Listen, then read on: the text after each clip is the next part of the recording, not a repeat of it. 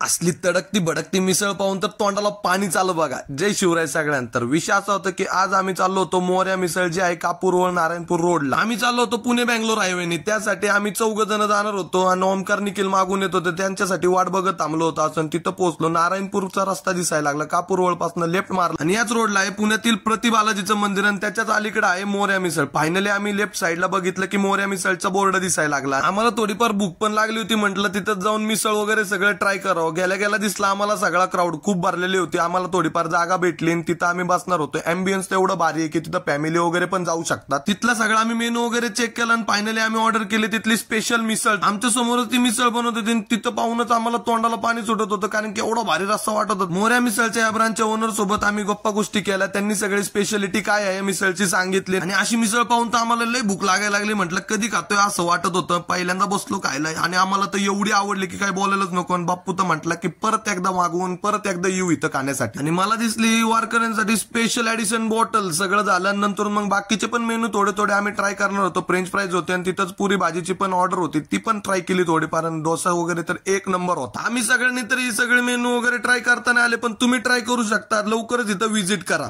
मिसळ म्हटलं की मोर्या मिसळ आणि ती आहे कापूरवळ नारायणपूर रोड. यायलाच लागते. नाच करते काय.